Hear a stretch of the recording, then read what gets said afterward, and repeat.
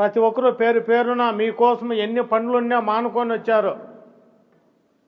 మజ్జిగ మీకు ఇస్తుంది, చెప్పేది నన్రా. ఇంచే పదే కదా చెప్పింది. ఎవరు చాక్లెట్ ఎత్తుకోపోతాడు, ఎవరి బిస్కెట్ ఎత్తుకుపోతాడు, మీ ఆలోచన అదే. కానీ ఎంతమంది పెద్దవాళ్ళు చెప్పినారు. మేము చిన్నప్పుడు కూడా మేము కూడా కోటి స్కూర్లు కాదు నాయన, ఆ పూటకు గడిచేవాళ్ళు. మా అమ్మ ఎవరిదన్నా బట్టలు ఎత్తుకొచ్చిందంటే కాసుకోండేది, ఎందుకంటే వెనక నిక్కడి చినిగిపోయి ఉంటుంది. టీచర్ వచ్చి బోర్డు పైన లేరు అన్నప్పుడు మేము గుమ్మన కూర్చొని దెబ్బలు తినేది. ఎందుకోసమో లేస్తే ఎవడన్నా వెనుక పోస్ట్ ఆఫీస్ని చూస్తాడేమో అని. సమాధానం వస్తుంది, చెప్పలేమో. గుమ్మన దెబ్బలు తిని ఉండిపోయేది ఏడుచుకొని. మా అమ్మ ఎవరిదన్నా పాత బట్టలు ఉంటాయి కదా, వాళ్ళు వాడేసిండేవి ఎక్కువ వచ్చి వేసుకుంటే రోజులు ఉన్నాయి నాయన. మీకు అసలు బాధలు తెలీదు.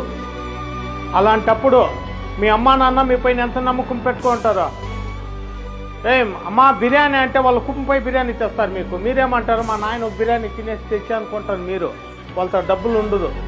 నా బిడ్డ అడిగేసింది అనేసి వాళ్ళు నీళ్ళు తాగేసి మీకు బిర్యానీ తెస్తారు, ఫ్రూట్స్ తెస్తారు. ఎందుకంటే వాళ్ళు కష్టపడైనా మీరు ఇంట్లో కూడా మామూలుగా జాగ్రత్త చేసుకోరు నాయన. ఒక ముద్దు పోయినప్పుడు మీరు గుర్తొస్తారు తల్లిదండ్రులకు. మీకు గుర్తొస్తారేడా? మీరు ముక్కలు చూస్తారు, వానికి 2 పడింది, నాకు 1 పడింది, చిన్నది పెద్దది, మీరు ఇటు కొట్లాడతారు. మీరు కూడా ఒక సహాయకులుగా సేవకులుగా తయారు కావాలి నాయన. మీకు ఎప్పుడా ఊర్లో మంచి పేరు వస్తుందంటే ఈ నుండి పోతని మంచి డిసిప్లైన్లో ఉండి అప్పుడే పలానా కొడుకు బాగుంది అంటారు.